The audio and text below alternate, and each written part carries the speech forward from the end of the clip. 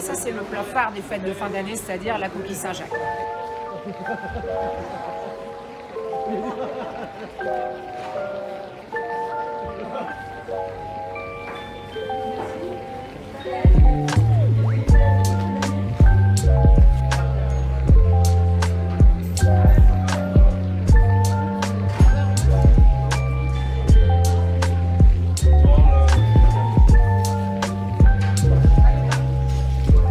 Pas de fête pour l'apéritif chez nous, on peut vous proposer des petits taramas à la truffe, au corail d'oursin, des petites tapenades, du crème mayo, on peut napper ça sur des petits blinis, on peut napper ça sur des petits pains grillés, très sympathique à l'apéritif.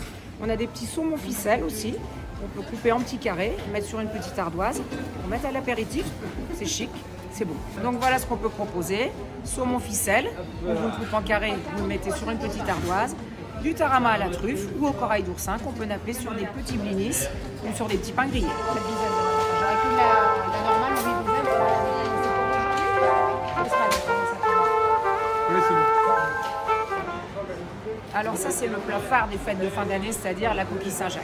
Qu'on vous prépare, qu'on ramène entière, qu'on peut vous décortiquer bien sûr. On peut la faire froide en carpaccio, c'est vraiment la tendance. Et puis on peut la faire aussi chaude, c'est-à-dire snacker quelques minutes de chaque côté avec une petite sauce crème ou même nature, comme ça c'est encore le meilleur. Elle est ramenée donc toute vivante et voilà, et on peut après vous la décortiquer. Ça c'est vraiment le plat phare des fêtes.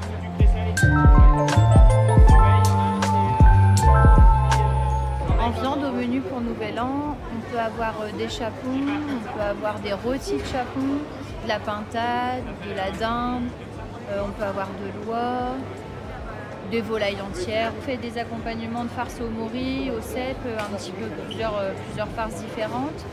Et après, on peut les accompagner avec une sauce. Et puis après, des petits légumes ou des petites pommes de terre ou des petits accompagnements qu'on fait aussi également ici. En cas d'apéro dînatoire, après, on peut faire des plateaux de charcuterie qui se marient très bien en ce moment aussi avec la raclette. Beaucoup ont cette idée-là. Donc, on fait des petits plateaux de charcuterie. On va faire aussi... on va faire des choses un peu plus festives avec des petites verrines, en intégrant des petites rillettes, un petit peu de tout.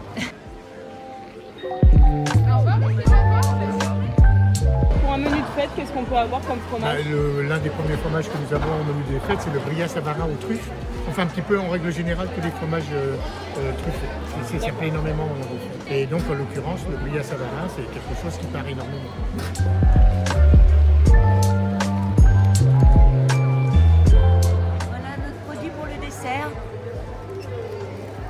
Frais de la Réunion, un régal en bouche. Alors salade de fruits, pour les fêtes, on va plutôt sur une salade de fruits exotique. Donc on va avoir de l'ananas pain de sucre, de la mangue, voilà. On a du fruit de la passion également. Voilà.